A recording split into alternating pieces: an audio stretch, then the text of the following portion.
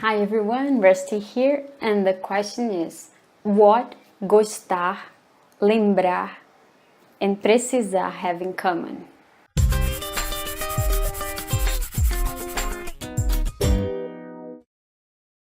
They mean, respectively, to like, to need, and to remember.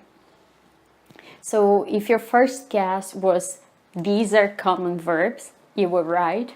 If you notice, they all end in "are", and therefore they're part of the first conjugation, you're also right, but there is an even deeper connection to them, which is the preposition de. So all these verbs are followed by the preposition de, at least in some cases. Preposition can be a little tough both ways if you're learning English or if you're learning Portuguese, because in one language a verb doesn't require a preposition, but it does in other, and sometimes a verb requires different prepositions in different languages. So we're going to take a look how these verbs behave in both languages and when and how to use the preposition de in Portuguese. De translates to of or from, depending on the context. So this lesson is going to be based on examples because it's going to be easier for you to understand and to remember later on. So let's first take a look at the phrase, the sentence in English, I like to swim, or I like swimming. As you can see, there's no preposition in this sentence. Although there is a to, I like to swim, this to is just a marker that indicates that the verb is in the infinitive form. So I like to swim, there's no preposition in there. In Portuguese, this sentence becomes eu gosto de nadar, not eu gosto nadar. So the verb gostar requires the preposition de, eu gosto de nadar. The same way you can say I like apples and eu gosto de maçã or eu gosto de maçãs because it's general.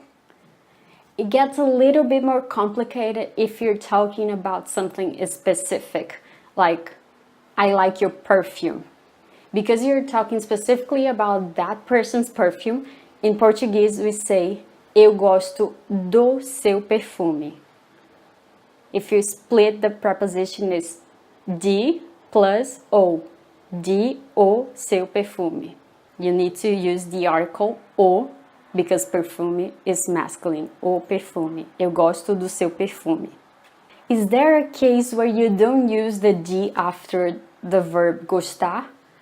Yes, there is. So if someone asks you, do you like apples? Você gosta de maçã? You can simply say eu gosto instead of saying I do. Eu gosto, the short answer. Another case where you don't use de is when the verb gostar is followed by que, that. So, I would like you to leave the room. Eu gostaria que você saísse da sala. Eu gostaria que. But you can also use eu gostaria de que você saísse da sala. But in this case, you can choose whether or not to use de. Now let's take a look at the verb precisar, to need. And the first example, they need you. Em português, eles precisam de você. Eles precisam de você. So the same thing that happened when it is a particular thing with the verb gostar happens with the verb precisar. For example, we need your car. Nós precisamos do seu carro, because I'm talking about your car specifically. So, nós precisamos do seu carro, or a gente precisa do seu carro. Using a feminine noun in this case would be, for example, we need your motorcycle. Nós precisamos da sua moto. De plus a, da. And with the verb precisar, when don't I need to use the preposition de? You don't need to use it if the verb is followed by another verb in the infinitive form. So, we need to work. Nós precisamos trabalhar. She needs to work. Ela precisa trabalhar. And the last verb is lembrar. Lembrar translates to remember or remind sometimes. Let's start with a question. Do you remember me? Você lembra de mim? I remember that day. Eu lembrei daquele dia. In this case, we have de plus aquele and it becomes daquele. Eu lembrei daquele dia. I remembered that day. Unlike precisar, even if the verb lembrar is followed by an infinitive, you still need to use the preposition de. For example, remind me to wake up early. Lembre-me de acordar cedo.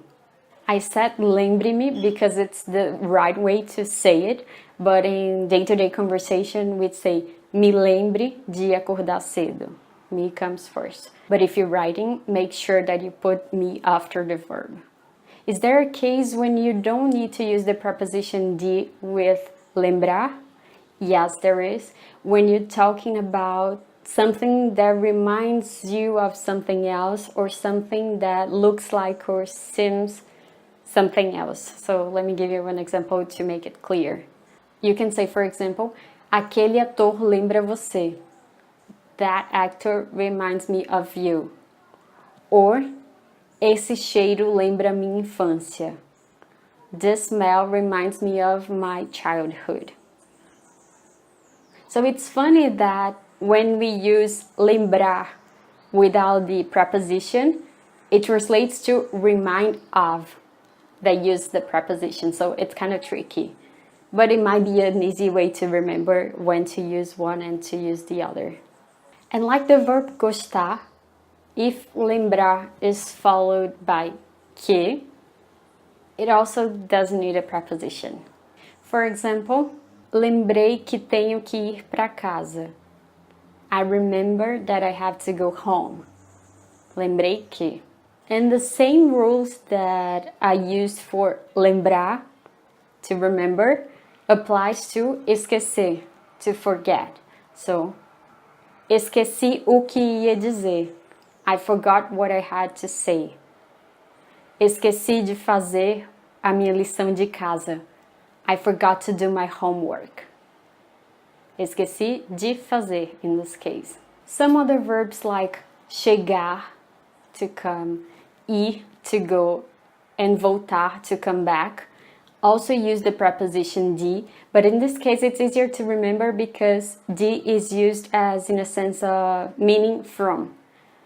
I came from. Eu vim de. Or eu estou indo de São Paulo ao Rio. I'm going from São Paulo to Rio. So when it's from, it's easier for you to remember. But in the other cases, it's a little bit more difficult. So I made sure to give you more examples of those verbs. I'm gonna list some other verbs that are followed by the preposition de. But these 3-4 that I mentioned are really the most important ones that you want to remember and use correctly. So I hope this lesson helped you. Let me know if you have any questions in the comments below, and I hope to see you next time. Ciao, ciao.